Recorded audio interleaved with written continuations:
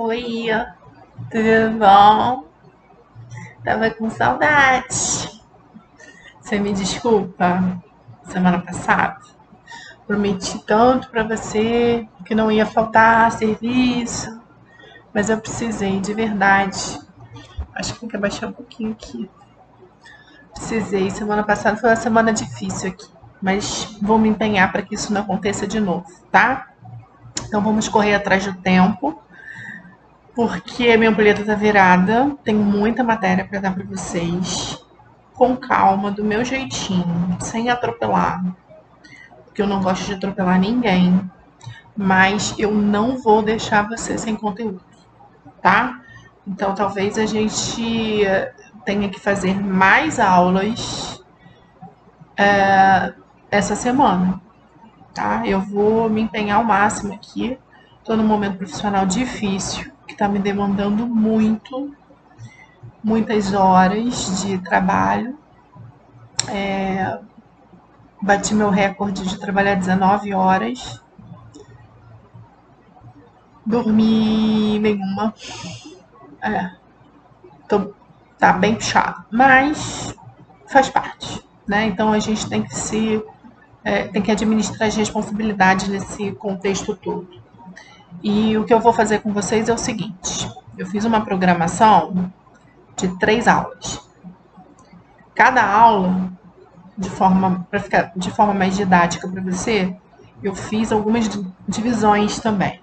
Essa, por exemplo, essa nossa primeira aula, que eu vou chamar de aula 5, eu vou dividir em 2 partes, tá? Eu ainda não sei se em 2 ou se em 3, mas a princípio em 2. Na primeira, a gente vai falar, relembrar aquela noção geral de contrato e falar da estrutura do contrato, tá? Dos seus elementos, da importância. Essa aula vai ser mais extensa porque eu vou fazer um, uma revisão com vocês de parte geral da teoria dos atos jurídicos, que eu fiquei de continuar com vocês, né? A gente vai falar dos planos de existência, validade e eficácia. E eu sou neurótica. Se eu não fizer isso com vocês, eu não vou me sentir bem de seguir, tá? Porque é uma matéria muito relevante para você, toda a sua vida, de verdade. Durante toda a sua carreira, você vai se deparar com isso. Então, não tem jeito. Eu não vou me fazer de rogada e fingir que você sabe disso. Eu quero ter certeza que você sabe. E para eu ter certeza que você sabe, para eu te cobrar, eu vou falar para você do meu jeitinho, tá? Como sempre, eu preparei um material para você escrito. Deixa eu tirar aqui porque as pessoas falam. Preparei um material escrito para você bem completinho, tá? Que esse material especificamente eu quero que você guarde com você pro resto da sua vida. Eu não falei de processo civil, queria muito, me deu assim uma tentação de falar. Mas o que nós vamos ver agora vai te ajudar lá na frente em processo civil. Quando você estudar atos processuais, quando você estudar sentença, quando você estudar coisa julgada, quando você relembrar prescrição, que você vai ver lá também prescrição de uma outra forma. Não sei se você vai ver. Eu vi, né? Mas não sei se faz parte do grupo. De qualquer forma, prescrição é uma matéria também que eu quero falar com vocês. Porque vai te exigir muito, não só em contratos, mas na sua vida como advogado, na sua vida como concurseiro. Então, é muito importante e eu quero te oferecer isso também. Tá bom? Vamos começar? Então, vamos lá. Deixa eu ver o que eu marquei aqui para falar para você hoje. Agora. Tá, assim. Vamos falar começar lá do começo. Lembra daquela nossa primeira aula?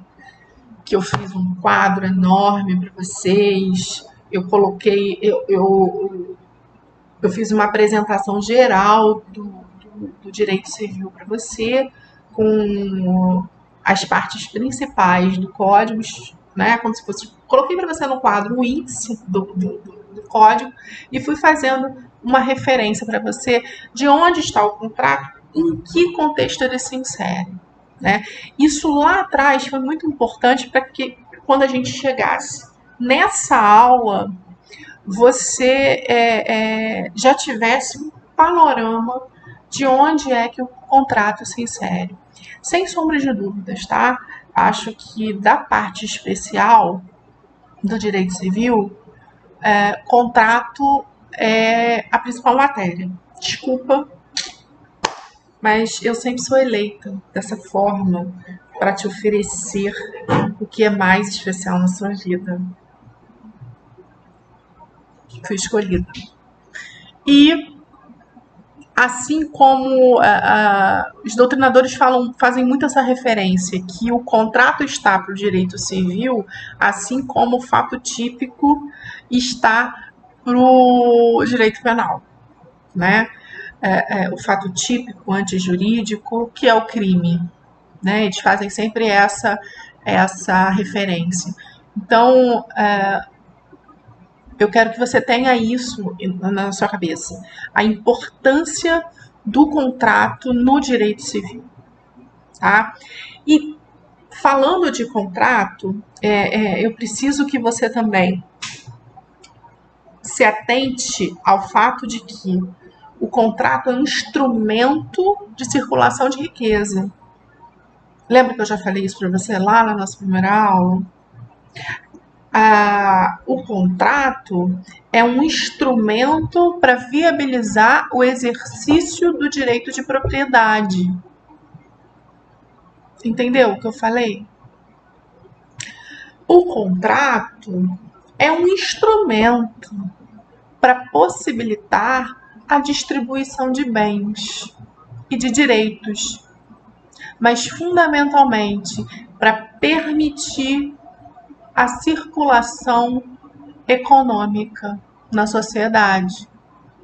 Olha a importância dele, né?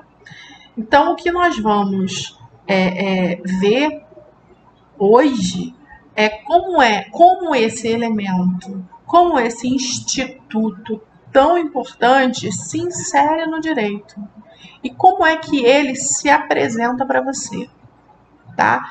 Eu vou ser muito cuidadosa em te detalhar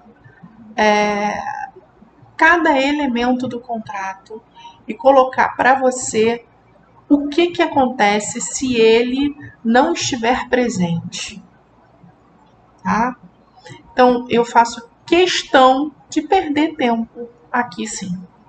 Porque você vai ver, quando a gente chegar lá no final dessa aula, a importância de rever a parte geral.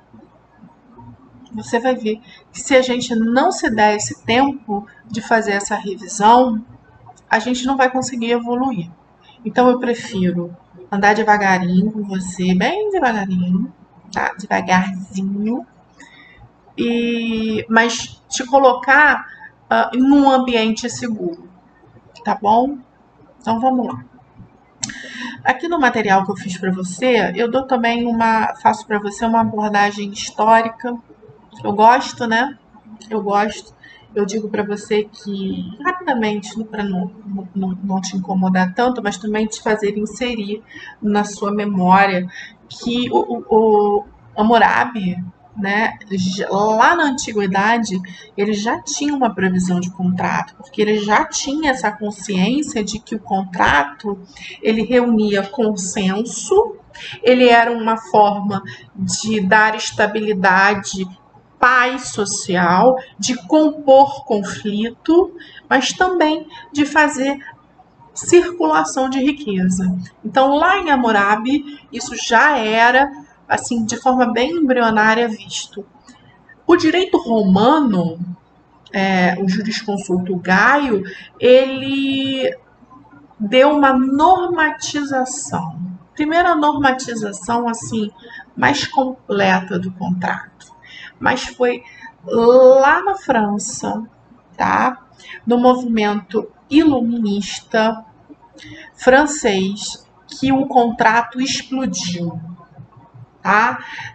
Toda aquela visão de autonomia das vontades, a identificação do homem como centro do universo, essas questões de análise antropológica que colocam o homem ali sempre num pedestal e a sua vontade tem que ser preponderante. Então, o contrato, neste momento, ganhou um relevo muito grande. E aí se insere os primeiros princípios e conceitos que nós já estudamos lá. Você observou que eu fiz uma pequena inversão da matéria? Eu coloquei primeiro, eu quis te apresentar os princípios que regulamentam todo o Código Civil, não só os contratos. Eu tenho tido essa preocupação com você, eu não sei se você viu isso lá atrás. Eu precisava, embora princípios contratuais sejam uma matéria de grande relevância, que normalmente é vista mais lá para frente, na verdade, essa aula que eu estou te dando hoje, a nossa quinta aula, deveria ser a primeira aula, eu faço essa inversão. Porque quando você chega aqui para enxergar os elementos do contrato, você já tem vestido a sua roupa dos princípios constitucionais.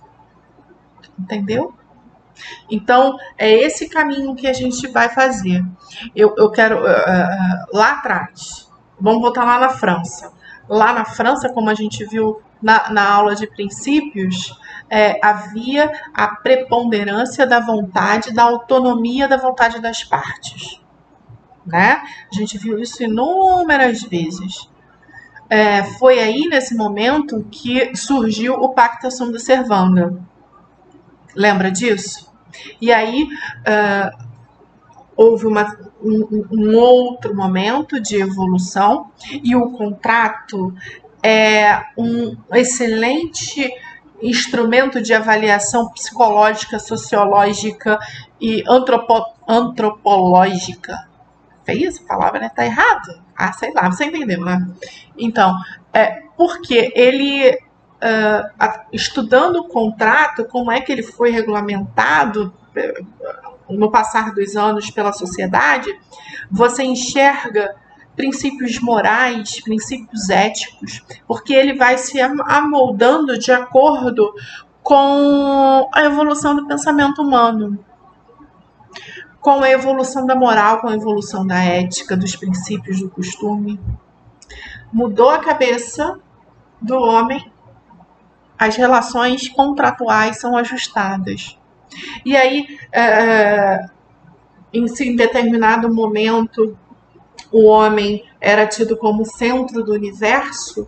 No final do século XIX, início do século XX, que aconteceram várias revoluções sociais, né? E aí eu vou citar para você a Rússia, México, a Revolução Mexicana foi muito importante, que trouxeram para a gente as ideias de comunismo e socialismo, nasceram aí no final do século XIX, tá? Trouxeram para a gente essa noção de que o homem já não é mais o centro do universo, ele se torna um membro da sociedade. E isso altera completamente a visão do contrato. As partes passam a exigir do Estado uma intervenção, de forma que,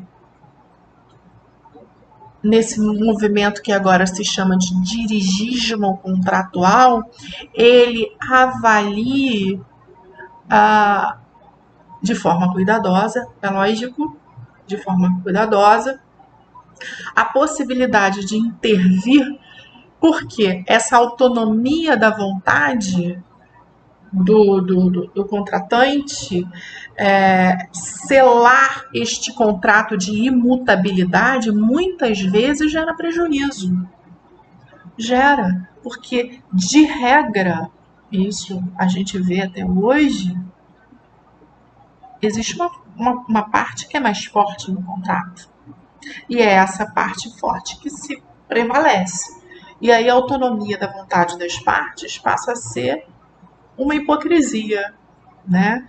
Então, o que eu quero te mostrar, meu aluno, é que você, como estudante de direito, tem que carregar sempre dentro de si uma balança. Aquela balança que a Temis carrega. Sempre de forma crítica, ponderar diante de tudo que você vai ouvindo, vai aprendendo no seu curso, a equilibrar os interesses. Então, em contratos, eu vou te apresentar isso. Eu vou te dar elementos para que você o tempo todo busque esse equilíbrio. Entendeu? É isso que eu vou te oferecer hoje. Mais alguns instrumentos. Tá bom? Então, essa foi uma introdução importante que eu precisava passar para você. E agora a gente vai mergulhar especificamente em conceito, em natureza jurídica e nos elementos do contrato. Tá? O jurista, ele tem mania de fazer conceito, tá?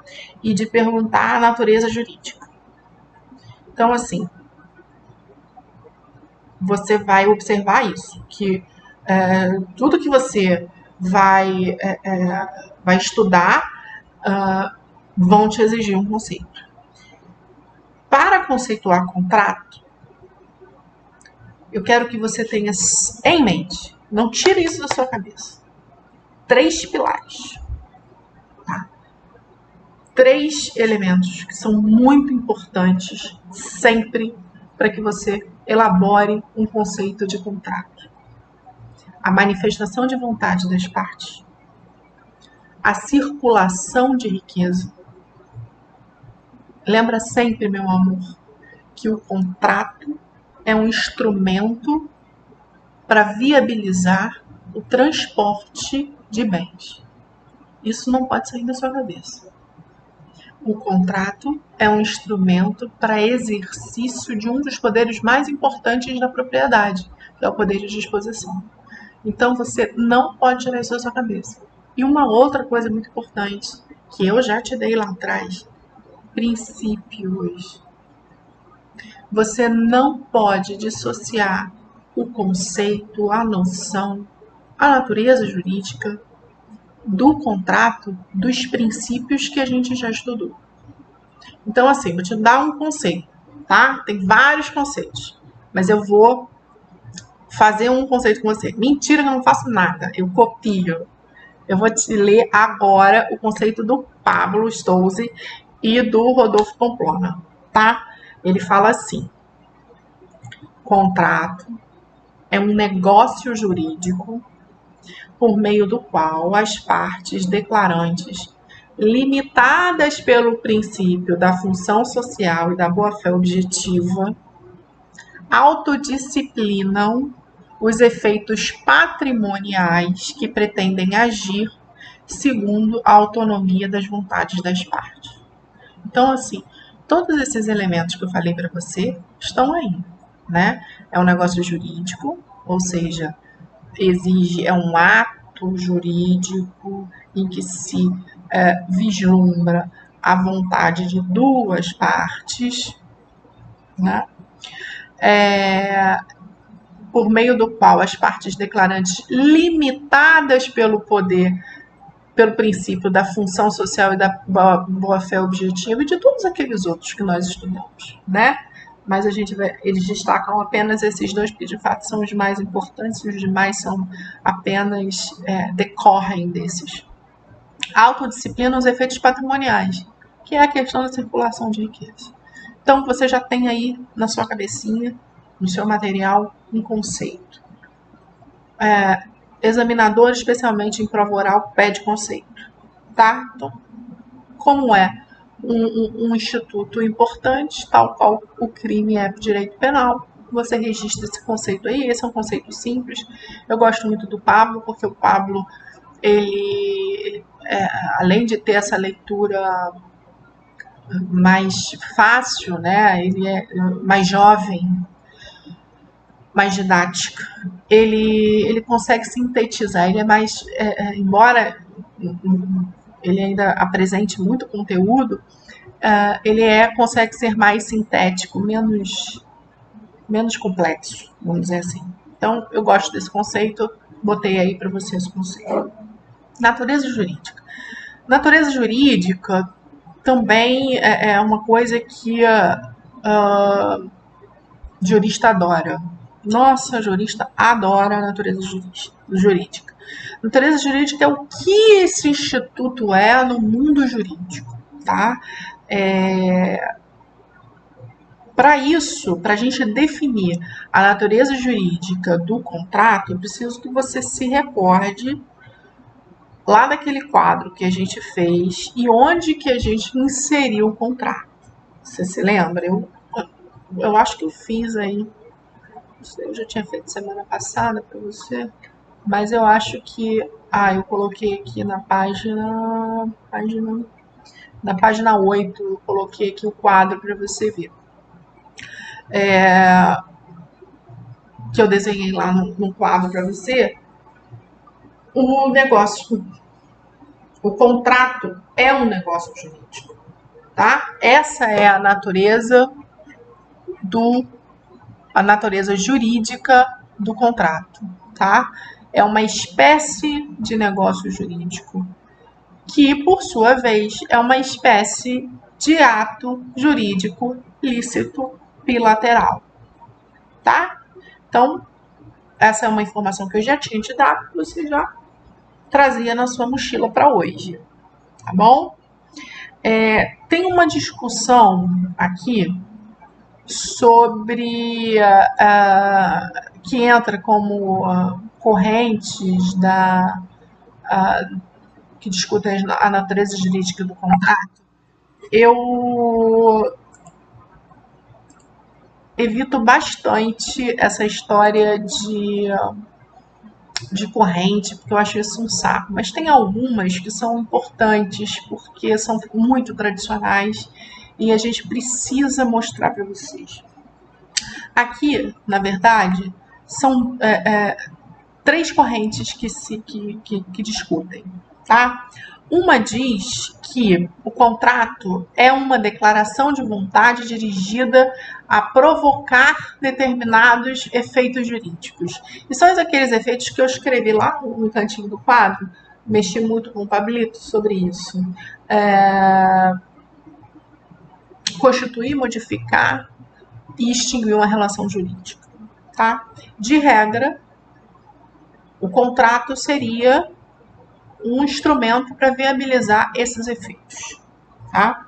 Essa é a corrente voluntarista, tá? É a corrente que o artigo 112 do Código Civil adotou, tá bom? Eu acho que eu coloco aqui o artigo 112 para você. Nas declarações de vontade se atenderá mais à intenção nelas consubstanciada do que o literal da linguagem, tá? Uma segunda corrente, chamada de corrente objetiva, ela critica essa corrente voluntarista para dizer que o contrato é muito mais um meio concedido pelo legislador para produzir efeito do que um ato de declaração de vontade. Tá? E por que ela fala isso? Porque a gente vai ver isso com mais cuidado lá na frente. É possível que uma vontade viciada seja convertida em outro tipo de negócio. Por exemplo, um negócio jurídico que é tido como inválido, ele pode convalescer pelo princípio da convalidação dos atos, pelo princípio do aproveitamento dos atos jurídicos. Isso tudo a gente vai ver com calma lá na frente, tá?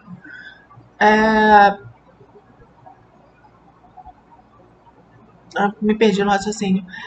Essa corrente fala que ele é muito mais um meio, né, de declarar esse ato de declarar é um meio, um instrumento concedido pelo ordenamento jurídico para a produção de efeito do que propriamente um ato de declaração de vontade, porque mesmo que haja vontade viciada, ele vai produzir efeitos. É isso, de regra é isso, tá?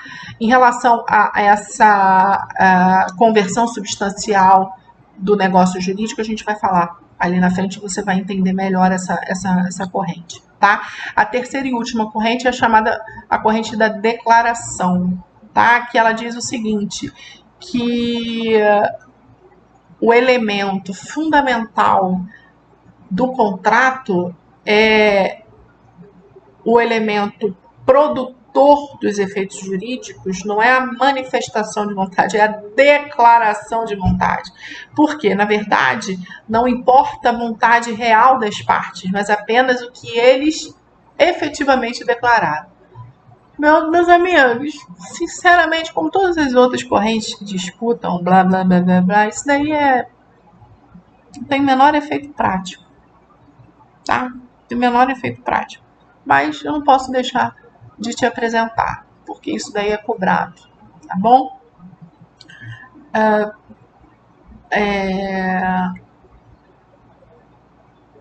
O que a gente tem que ter sempre em mente é que um contrato, o núcleo do contrato é o consenso das partes. É o que os dois querem, o que os dois consentem, tá? Sem um consentimento claro e inequívoco, não há contrato. Isso que a gente vai ver agora, tá, meu amor? Esse vídeo ficou com quase 30 minutos, eu vou interromper agora, porque a gente vai mergulhar na nossa revisão de parte geral, tá bem? Vou fazer porque senão vão ficar vídeos muito longos para você baixar.